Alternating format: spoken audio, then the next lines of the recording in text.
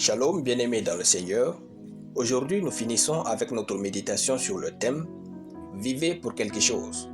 Nous tirons notre texte dans Néhémie chapitre 4, le verset 7, qui nous dit ceci. « Mais Sambala, Tobija, les Arabes, les Ammonites et les Asdodiens furent très irrités en apprenant que les réparations des murs avançaient et que les brèches commençaient à se fermer. » Gloire à Dieu. Vivre pour quelque chose nous donne de vivre avec valeur et non de tradition. Les gens qui n'ont pas de valeur sont ceux qui n'ont pas encore découvert pourquoi ils sont ici et qu'est-ce que Dieu attend d'eux. Vous n'êtes pas ici pour reproduire les traditions de votre famille à tout prix. Vous n'êtes pas ici comme une photocopieuse humaine de la vie de vos ancêtres. Vous êtes ici pour faire la différence et révéler aux nations du monde une partie de Dieu. Ainsi, vivez avec des valeurs. Quelles sont les valeurs de votre propre vie, de votre ministère, de votre famille? Ne cherchez pas à faire de grandes choses dans le monde sans être une personne de valeur. Tous les grands hommes que ce monde a connus, parce qu'ils avaient découvert pourquoi ils étaient ici, avaient eu des valeurs. Gandhi, la non-violence et la tolérance. Martin Luther, la justice et l'égalité.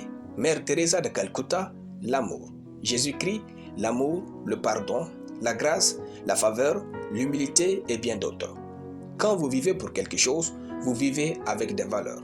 Car la question qui demeure est, pourquoi est-ce vous et non un autre en cette période de l'histoire du monde?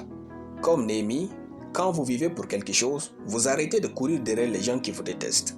Les gens sont les gens, ils vivent et ils vont. Si vous devez prendre du temps pour comprendre pourquoi ils vous détestent, vous vivrez pour rien. Vous n'accomplirez jamais ce pourquoi Dieu vous a déployé ici-bas si vous devez vous inquiéter des gens qui ont choisi de vous détester à raison. Ne vous méprenez pas, entretenez vos relations et valorisez-les. Priez même pour elles, mais sachez que ce pourquoi vous êtes ici est plus important dans l'agenda de Dieu que l'amour que les hommes vous doivent.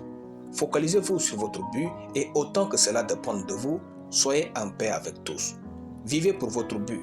En lisant tout le livre de Néhémie, vous verrez qu'il s'est passé de l'amour de quelques-uns de ses contemporains pour vivre et réussir sa destinée. Vivez pour quelque chose. Gloire à Dieu. Nous allons prier. Père éternel, je te rends grâce pour ta parole. Je déclare que je vis pour jouir de la vie et accomplir ma destinée au nom de Jésus. C'est pour cela que je vis chaque jour. Amen. La lecture biblique à l'une année, 1 Chronique chapitre 13 à 1 Chronique chapitre 15. Soyez bénis, c'était le pain du ciel.